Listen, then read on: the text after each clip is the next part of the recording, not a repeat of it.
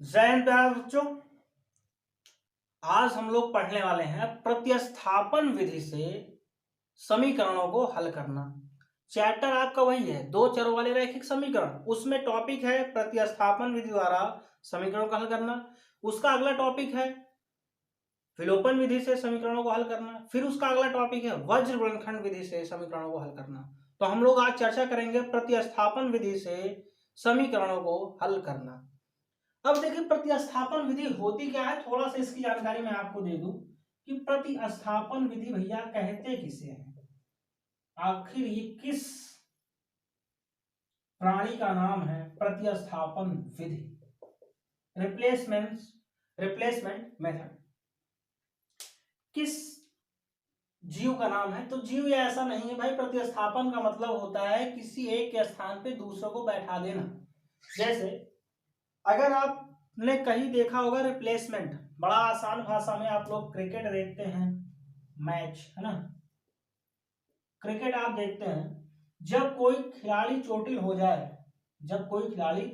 जाए, तो उसके स्थान भी किसी दूसरे खिलाड़ी को फील्डिंग करने के लिए बुला लिया जाता है। तो क्या होता है, रिप्लेसमेंट करना होता है। वही चीज यहाँ है, अर्थात एक की वैल्यू दूसरी के वैल्यू के साथ हमें क्या करना है, रिप्लेसमेंट करना है। हमें सब्स्टिट्यूट होता है, सब्स्टिट्यूट मेथड। इसका मतलब क्या होता है, सब्स्टिट्यूट आप बोलते हैं कि इसका सब्स्टिट्यूट ये आया है ना, यही बोलते हैं सब्स्टिट्यूट। तो सब्स्टिट्यूट का मतलब भैया वही हुआ, अर्थात एक के स्थान पे दूसरे को लाके बैठा देना, एक के स्थान पे दूसरे को लाके बैठा देना। जैसे कोई एक व्यक्ति किसी एक स्थान बैठा था, आप आए, चलो उठो, यहाँ पे दूसरे के बैठने की कुर्सी है, आप क्यों बैठो भैया, तो पता चला उसको उठा दिया, उसको उठा के आपने दूसरे को बैठा दिया। अक्सर बच्चों के साथ ही होता है, बच्चा किसी कुर्सी पे बैठ गया, कोई बड़ा सा व्यक्ति आ गया, बड़ा सा व्यक्ति मतलब आपसे बड़ा हो एज में, वो आ गया तो करता क्या है, छोटू थोड़ा सा उठ जाओ भैया, इनको बैठने तो थोड़ा सा बुजुर्ग है। अब लो भैया, छोटू भैया उठ गए, दूसरे बैठ गए। इसका मतलब क्या हुआ, एक के स्थान पे दूसरे को आपने बैठा दिया, सब्स्टिट्यूट कर दिया, रिप्लेस कर दिया। वही होता है प्रतिस्थापन विधि। कैसे करेंगे, क्वेश्चन देखिए। क्वेश्चन आपकी स्क्रीन पे टहल घूम रहा है, और स्क्रीन पे जो क्वेश्चन टहल घूम रहा है भैया, वो क्वेश्चन ये कह रहा है कि निम्न रैखिक समीकरण युग्म को प्रतिस्थापन विधि से हल कीजिए। तो इसका पहला क्वेश्चन है x प्लस वाई बराबर 14, समीकरण नंबर 1। और दूसरा समीकरण जो दिया गया है, वो समीकरण दिया गया है x माइनस वाई बराबर 4, समीकरण नंबर दूसरा। इनको भैया प्रतिस्थापन विधि से हल करना है, अर्थात एक की वैल्यू दूसरे की वैल्यू से रिप्लेस कर। तो मैं रिप्लेस करता हूं, अर्थात मैं x की वैल्यू को x के वैल्यू में लिखता हूं, y को मैं रिप्लेस करने जा रहा हूं। तो मैंने दूसरे समीकरण क्या किया, x बराबर किया, तो y को मैं राइट हैंड भेज दूं, तो भैया ये हो जाएगा y प्लस का 4, अर्थात x बराबर 4 प्लस वाई। अगर मैं ये समीकरण 3 मान लूं, या कह दूं कि ये x की वैल्यू आ गई है, और इसी वैल्यू को, x की इसी वैल्यू को समीकरण 1 में अगर मैं पुट कर दूं, इस x की वैल्यू को समीकरण 1 में यदि मैं रख देता हूं, तो मुझे कोई ना कोई वैल्यू y की मिलके निकल कर आएगी। तो देखिए कैसे, अब आप रखिए x का मान समीकरण 1 में रखने पर, तो आप रखिए x के स्थान पे 4 प्लस वाई रखना है। समीकरण 1 क्या है, x प्लस वाई बराबर कितना भी है, 14। x के स्थान पे y प्लस 4 रखना है, तो रखिए 4 प्लस का y, फिर प्लस का y बराबर कितना, 14। इस 4 को लेफ्ट हैंड साइड से राइट हैंड साइड भेजेंगे, जब ये दूसरी तरफ जाएगा तो प्लस का माइनस हो जाएगा, और ये दोनों y y मिलके 2y हो गए। 2y बराबर 14 माइनस का 4, तो 2y बराबर कितना आ गया भैया, 10। और ये 2 से 10 की कहानी समाप्त करेंगे, 2 पंचा 10 होता है, y बराबर आ गया भैया 5।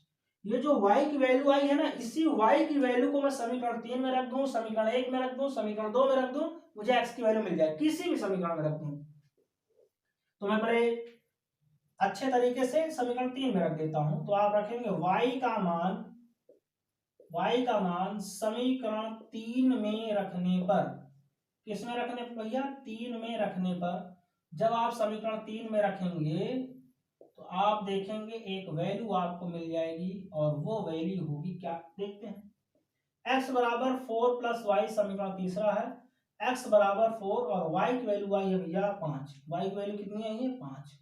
तो x प्लस वाई बराबर कितना हो जाएगा, तो x की वैल्यू यहां से निकल के आई 9। तो अर्थात x बराबर 9 और y बराबर कितना निकल के आया 5। ये आपका क्या है भैया आंसर, क्या हो जाएगा ये आपका आंसर हो जाएगा। बस इतना ही करना था। देखिए अगर मैं x में यहाँ 9 रख दूं, y पे 5 रख दूं, तो 9 5 मिलकर 14 सही है मेरा आंसर। ये आंसर चेक करने के बाद उत्तर की जांच करें, वही है चेक द आंसर।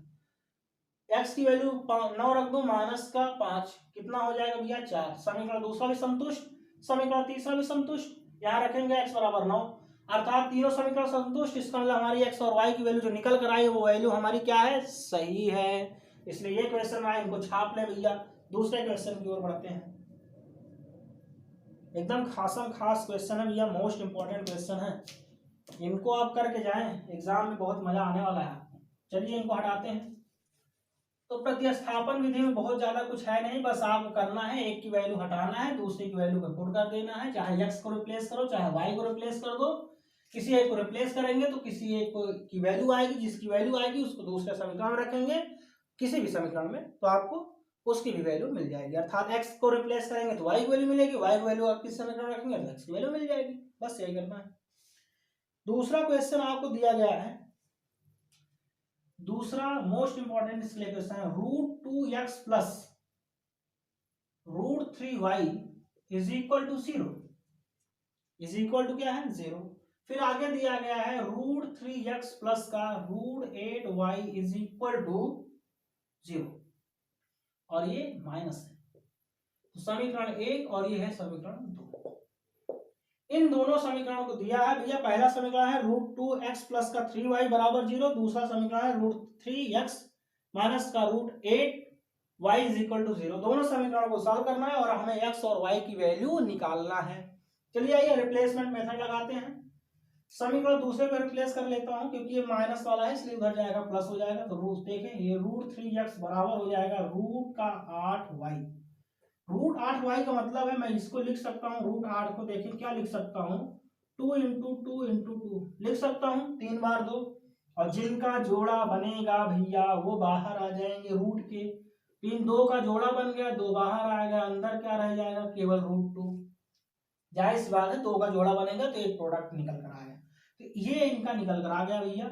इसका मतलब क्या हुआ, ये √3x बराबर इस √8 को मैं लिख सकता हूँ 2√2। तो मैंने लिख लिया 2√2y।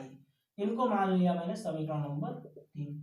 तो ये जो हमने रफ कार्य किया है इनको हटा लेते हैं, इनकी हमें जरूरत नहीं है तो मैंने इनको हटा दिया। अब देखें आपको वैल्यू निकल के आई है, अभी x की वैल्यू नहीं आई है। x की वैल्यू मैं रख दूं x बराबर तो ये हो जाएगा 2√2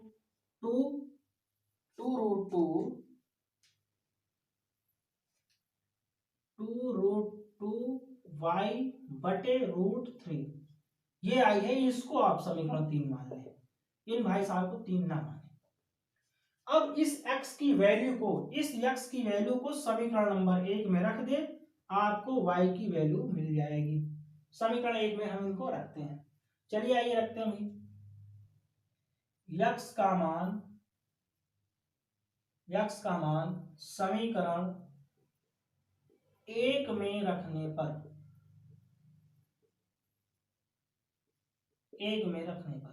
समीकरण 1 क्या है, समीकरण 1 है भैया आपका √2x प्लस का √3y इज इक्वल टू 0 है। ये समीकरण नंबर 1 है। इन्हीं पे वैल्यू आप रखिए √2 अर्थात x के स्थान पे आपको ये रखना है 2√2y अपान √3। यहाँ पे देखें भाई ये तो √2 है उड़े में रहेगा और x के पोजीशन पे ये पूरी वैल्यू मैं रखने वाला हूं और ये वैल्यू है 2√2y बटे √3 और प्लस का √3y इज इक्वल टू 0। देखें √2 गुणा होगा तो रूट यहां से गायब हो जाएगा, जब रूट गायब हो जाएगा तो बचेगा 2 इंटू 2y बटे √3y इज इक्वल टू 0। √3 मैं एलसीएम ले सकता हूं, बिल्कुल ले सकता हूं।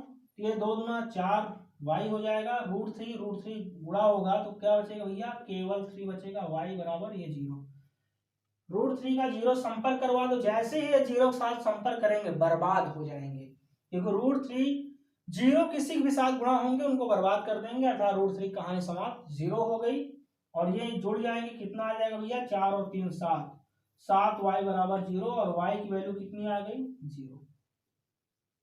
अब आप सुने डायरेक्ट कैसे वाई की वैल्यू 0 आ गई, देखें।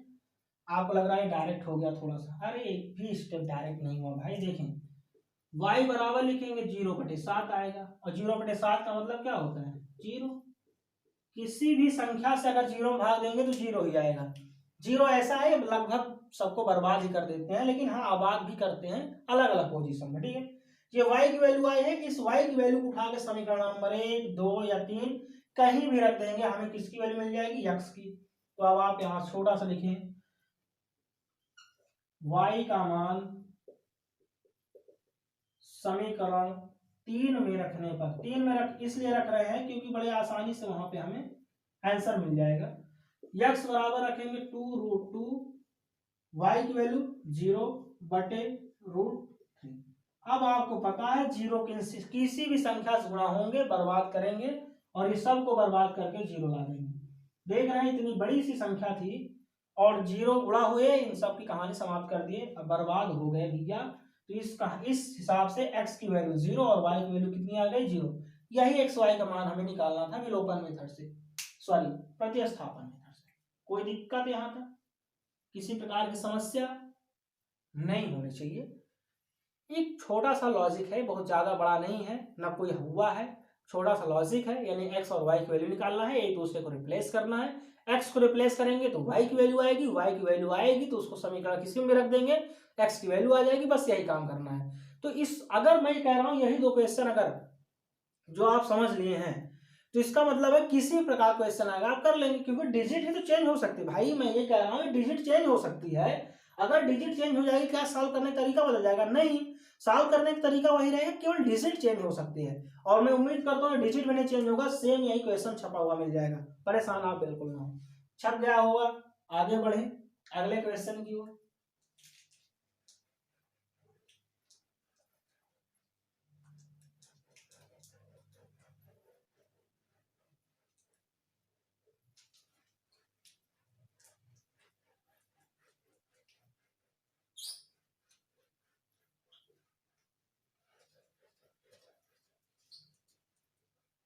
क्वेश्चन नंबर इसका तीसरा आपके स्क्रीन पे फ्लैश हो रहा है। क्वेश्चन है, दो संख्याओं का अंतर 26 है, एक संख्या दूसरी संख्या की 3 गुनी है, तो उन्हें ज्ञात कीजिए। किन्हें ज्ञात करना है, संख्याओं को। तो देखिए हम मान लेते हैं पहली संख्या, पहले तो हम संख्या मान ले, माना माना माना वह संख्या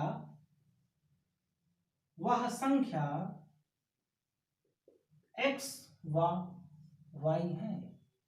भाई कोई दो संख्या है, हमने मान लिया x और y है, दोनों का अंतर 26 है, अर्थात दो संख्या है, उन दोनों को अगर आपस में घटाएंगे तो उत्तर 26 मिलेगा, ये कह रहा है।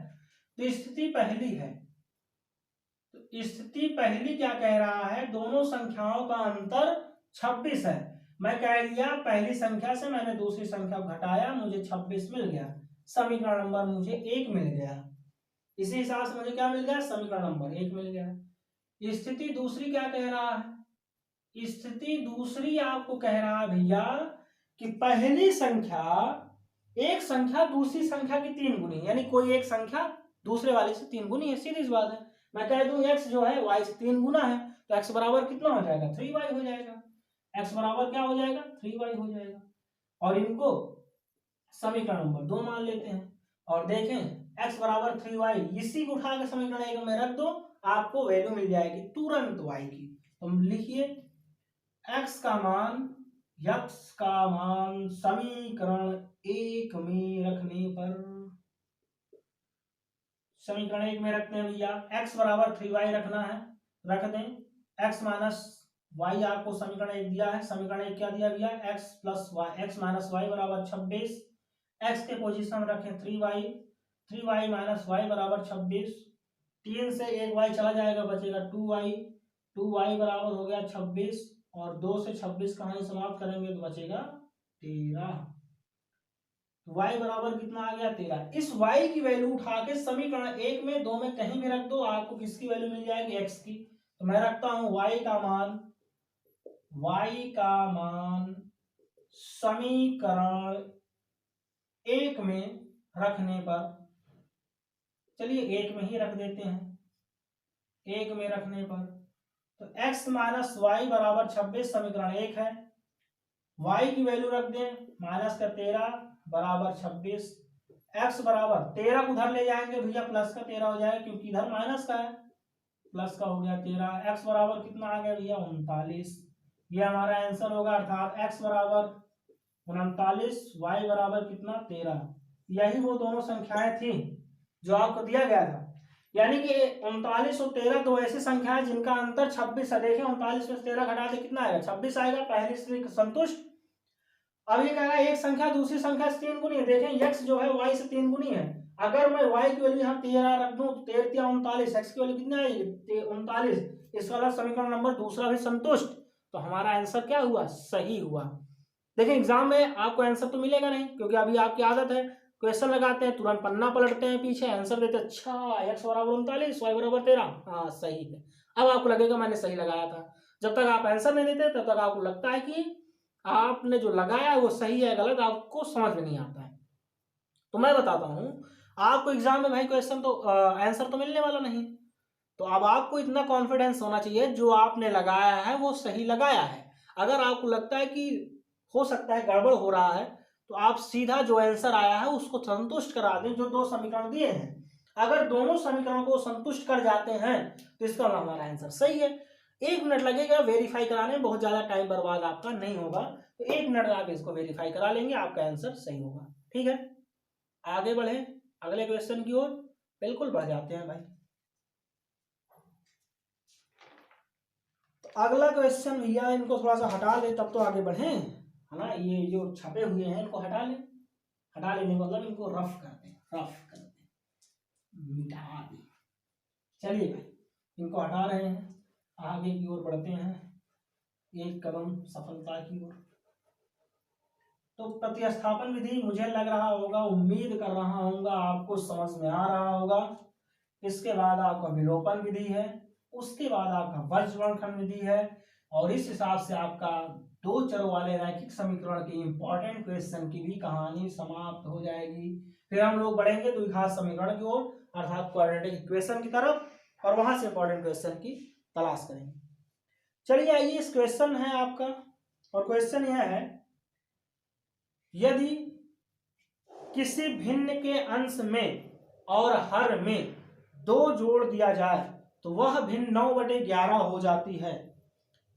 अगर कोई भिन्न दिया गया है उसके अंश और हर में अगर हम 2 जोड़ दें तो वह 9/11 हो रही, 9/11 हो जा रही है। और यदि हम अंश और हर में 3 जोड़ दें तो वह भिन्न 5/6 हो जाती है। तो हमें भिन्न ज्ञात करना है। क्वेश्चन देखें स्क्रीन पर लिखा हुआ आपके, यानी कि यदि कोई ऐसी भिन्न है जिसके अंश और हर में अगर हम 2 जोड़ दे रहे हैं तो वह भिन्न आपकी 9/11 हो जा रही है। और दूसरी कंडीशन ये दिया गया, अगर उसके अंश और हर में हम 3 जोड़ दे रहे हैं तो वह भिन्न 5/6 हो जा रही है। तो हमें भिन्न ज्ञात करना है।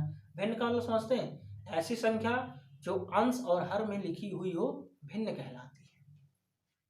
चलिए भाई इनको लिखते हैं, माना वह भिन्न,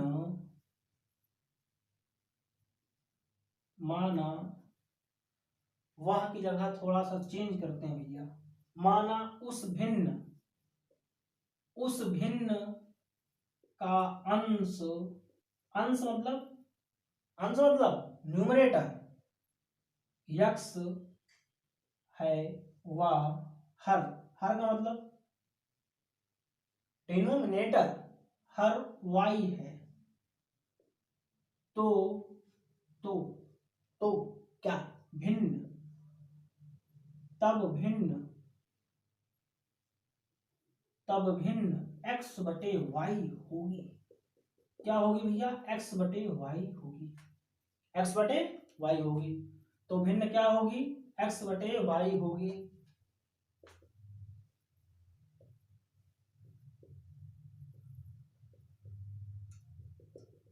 देखें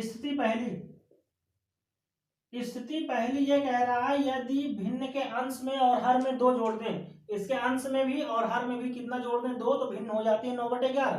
तो जोड़ें, मैं अंश में जोड़ देता हूँ 2, फिर हर में भी 2 जोड़ देता हूँ, तो ये भिन्न बन गई आपकी 9/11। अब आप यहाँ से सॉल्व करके एक समीकरण बना लें। तो भैया इनका कर लेते हैं यहाँ से गुणा और इनका कर लेते हैं ऐसा गुणा। आप तीर बना भी सकते हैं, ना भी बनाए। इसका मतलब अंश का गुणा हर से और हर का गुणा अंश से कर ले, एक समीकरण बनेगा। 11 का गुणा x+2 से करें, तो x+2 का गुणा हमने कर दिया 11 से, बराबर 9 का गुणा हमने कर दिया y+2 से। देखें 11x प्लस 11 दूना 22 बराबर 9y, 9 दूना 18। इन भाई साहब को इधर लेके आओ, y को इधर लाओ, 22 को उधर भेज दो। y जब इधर आएगा तो यह आ जाएगा 11 माइनस का 9y बराबर 18, 22 उधर जाएगा तो माइनस का 22। ये हो जाएगा 11x माइनस का 9y बराबर कितना आएगा, माइनस का 4। समीकरण नंबर 1 ये आपका आ गया समीकरण 1। विस्थापन से ही हमें सॉल्व करना है, हमें भिन्न निकालना है भैया। आते हैं अब दूसरे स्टेप पे। स्थिति दूसरी क्या है? स्थिति दूसरी आपकी कह रही है कि यदि अंश और हर में हम 3 जोड़ दे तो भिन्न 5/6 हो जाती है। तो भैया अंश में हमने जोड़ दिया 3 और हर में भी हमने जोड़ दिया 3, तो भिन्न हो गई भैया 5/6। फिर से वही काम करेंगे, क्या इनका क्रॉस मल्टीपल करेंगे, अंश का हर से हर का अंश से। 6 का गुणा x से करेंगे 6x प्लस का 18 बराबर 5 गुणा y से करेंगे 5y प्लस का 15, ये बना। और ये हो जाएगा 6x। 18 को आप उधर भेज दें क्योंकि हम प्रतिस्थापन विधि लगाएंगे तभी तो कहानी बनेगी।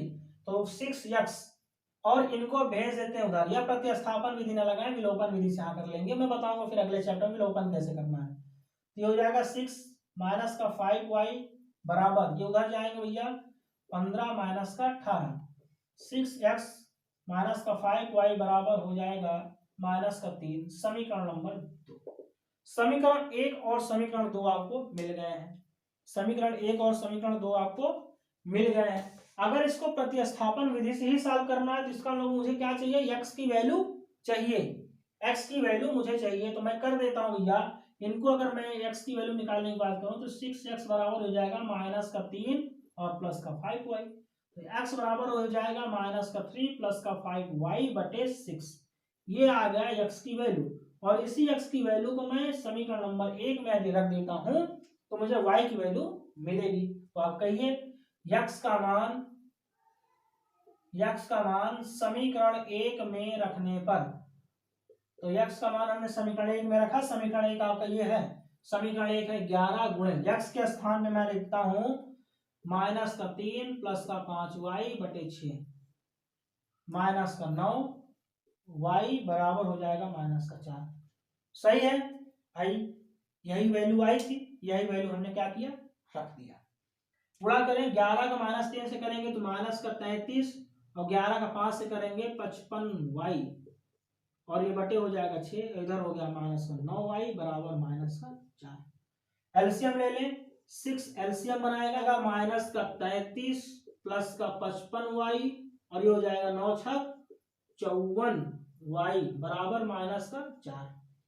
इस 6 भाई साहब को 4 के पास भेज दो। 6 भाई साहब कहां भेज देंगे, 4 के पास भेज देंगे। तो यहां आप सोल्यूशन इसका देखेंगे, आप 6 को 4 के पास भेजेंगे, देखें 55 और 54, 55y से 54y घट जाएगा, बचेगा 1y और ये माइनस का 33, ये हो जाएगा माइनस का 33 प्लस का y बराबर, और 6 24 4 पास पहुंचेंगे, 6 चौको 24, ये हो जाएगा y। 33 को आप उधर भेजेंगे, इधर है तो माइनस, उधर जाएंगे तो प्लस का हो जाएगा 24 प्लस का 33, y बराबर आ जाएगा भैया, घटाएं इनको, 9 4 13 होता है, तो y की वैल्यू कितनी आ गई, 9। कितनी आ गई, 9। अब इसी 9 को उठा के आप रख दीजिए यहाँ पे, इनको समीकरण 3 समझ लीजिए, समीकरण 3 में रख दीजिए, आपकी वैल्यू x की आ जाएगी। तो देखें y का मान समीकरण 3 में रखने पर, जैसे ही आप 3 में रखेंगे भैया देखें क्या आएगा, x बराबर -3 + 5 + 9